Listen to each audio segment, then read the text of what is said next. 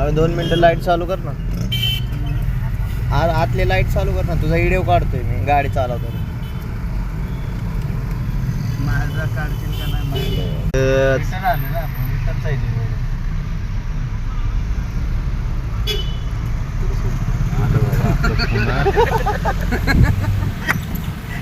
विषय बोले माझी कधी बी बघा भाऊ भेटणार ती हे कुठं जात नाही.